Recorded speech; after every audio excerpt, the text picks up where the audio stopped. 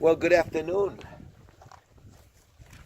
We took a little break, intermission, but here we are on the same beautiful day. We're going to go with story number 4. I'm with Patricia Farris, wonderful new friend in in your current Ridgecrest City, Kern County, Southern California. And today is Tuesday, April 17, 2018, on a lovely, lovely afternoon right here. So, Patricia, continue with your story. We didn't want to make the videos too long. With the idea of important people that shaped your life. We discussed your parents a little bit, then the elementary school. If anyone stood out that really shaped your life, you mentioned the traveling missionaries that came to your church in Lancaster, the First Baptist Church. And I'm thinking maybe particular people in school, high school, college that had an impact and kind of shaped your view of the world and things like that. I was fortunate all through school to have really good teachers. It's not always the case, but I was very fortunate to have good teachers. You mentioned the elementary school teachers. You even remember their names, which is Now, when we moved up here, I was in the 7th grade when we moved here to Inukern. Inukern was the...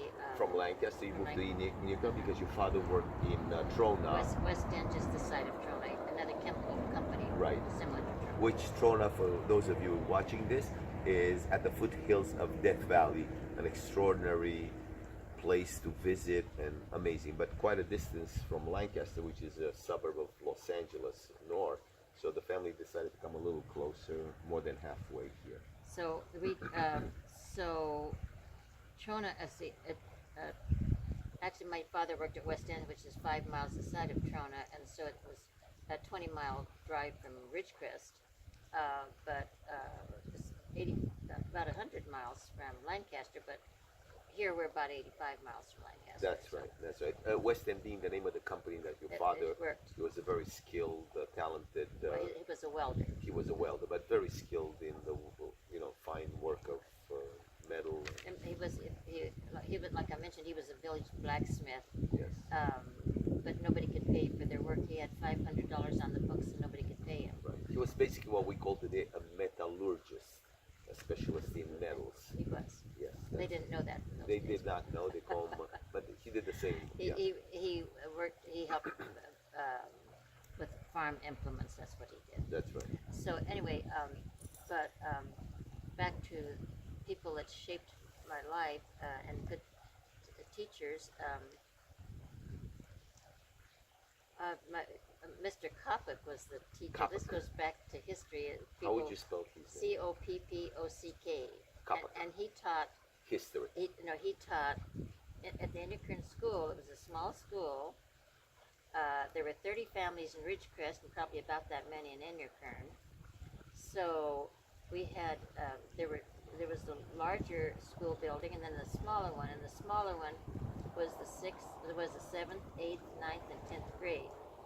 One row was the 7th, one row was the 8th, one row was the 9th. That's how small the school is. The 10th, one row was the 10th.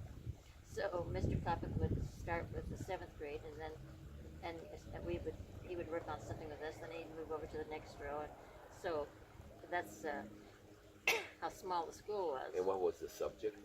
Oh, he taught everything. He taught everything. So it was like almost like an elementary school approach. He was the great teacher. Right. So one teacher for 3 grades or 4 Four grades. 7th, Seventh, 8th, eighth. 9th, and 10th. And what happened after 10?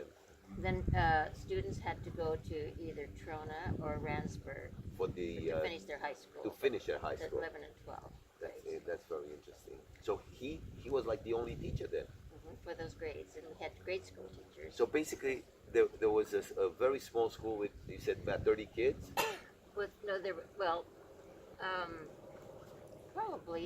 Probably about 30 in those 4 grades. And he was the teacher. There might have been, he was the teacher. Yes, he was the teacher.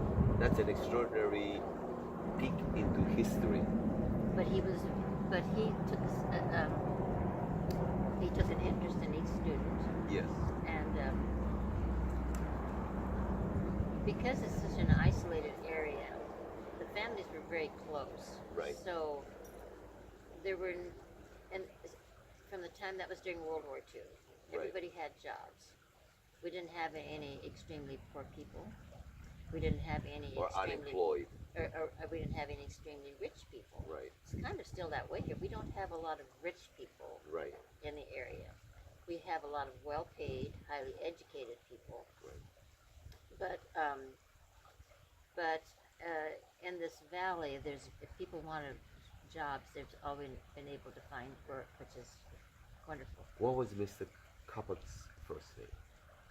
We don't remember. It's just Mr. Yeah, because you were in school, you're not allowed to call him by his first name. So I can't remember. tell me what made him an extraordinary teacher. Was it the subject, the way he delivered it, the way he infused it with his own observations, the attention? It's like so many things I think with teachers. You don't remember what they taught you, but you remembered what they gave you. So what did he give you? He just gave us an appreciation for the fact that he cared about us, and it was important to him that he prepared us for life. He formed a club called the Chuckawalla Club, and he took us on weekends. Sometimes he would take us up in the mountains and find a stream someplace, and we would. He just poured his life into the kids, and that's back to pouring your life into people. He didn't just teach us lessons; he gave of himself. So he acted almost like a parent, and he believed in you, he supported you, and he motivated you. I remember he came to visit my parents one time. He says, Patricia is really good, except she just laughs a lot. Well, you still laugh a lot. So that's he had good. trouble with me laughing a lot. But anyway, so Well, wasn't it Shakespeare that said, beware people that don't like music and don't laugh a lot? so he drove all the way from Inderkern to Ridgecrest to visit my parents because he wanted to help with that little problem. So He drove all the way from Ridgecrest, Inderkern to Ridgecrest to visit my which parents. is, at the time, it's still 10, 15 miles. He made a night call. Oh to my visit God, a my night call. parents That- Because he yeah. said, but he, you know, that's scary. A phone could not suffice. Yes, We didn't have phones. We did not have phones back then. The only phone was at the store, the grocery retail store in Inderkern. Really? No phones in Ridgecrest yet. And no radios, no TVs. We had no TVs. We had radios, Right. but my family was the first family in Ridgecrest to have a telephone. After the Navy That means came, you couldn't call anybody in Ridgecrest. You had to call everybody outside of it. and if you need to make a phone call in those early days, you came to Inderkern to make a phone call. Right. So you suddenly developed a lot of new friends. And people, could I use your phone for 5 minutes to call somebody? And I'm sure your family was very kind and allowed them to make a phone call, whether it's emergency or personal. Sure. But that's a wonderful story about Mr. Kapak. Wherever he is now, he has done a good job, and his legacy lives through you and all your family and people that you have touched. So that's high school. Let's see if we have a few moments to discuss anybody in particular in your college years. You said you went My to college years, Missouri. yeah, probably the most. I had a professor who taught Greek and Bible literature, and he was just such a sincere, devoted man. I'd probably be the most devoted man I've ever met in my life. And You wouldn't remember his name, maybe. his name was Goodson, Professor Goodson. Professor Goodson. Thank you, Professor Goodson. And he just was so dedicated. And this was at the Baptist University Yes, in Southwest Baptist University in Bolivar, Missouri. Bolivar? Yeah, it's everybody knows where Branson is. Missouri, Right? So, okay, yes. so it's 75 miles. It's about 75 or 100 miles from Branson. Now, correct me, is it Missouri or Missouri? We call it Missouri. Tomato. Yeah. So Because I traveled through the area and said, no, we live in Missouri.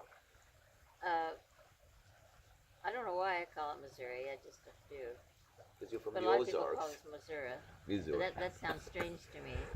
Yes, yes, it does. Just like the wonderful British accent sounds very strange to us, and vice versa. But that's very interesting. So this man was very sincere. That's one He of the. he was a great scholar. He could pick up the Hebrew Text. version of the Bible and read it, Wow, or the Hebrew or the Greek. that's So extraordinary. think what kind of a scholar that is. That's an extraordinary scholar. Uh-huh. And then you put in the right mixture of kindness and sincerity and passion, and that's how you get a great teacher. And most of the students there were students who were preparing to be missionaries or ministers. And so with that in mind, his goal was to help impart that in your life so you would understand how important it is to be grounded in truth and understanding of the Bible and of your God, because that's what you're going to be teaching. So that's kind of the modern equivalent. Now we live in the age of electronics, internet, and flash drives, and megabytes, gigabytes, and all that. It's kind of the equivalent of trying to transfer from one computer to another all that knowledge and experiences in a living form, that is. And that's an extraordinary story, and I thank you very much for sharing that with me, Patricia. Patricia Farris, a wonderful person that's sharing with us life stories. And we're going to stop right here. Thank you very much. This is David Livianu. And today is, again, Tuesday, April 17, 2018, on a beautiful afternoon. Thank you, Patricia. Thank you, David.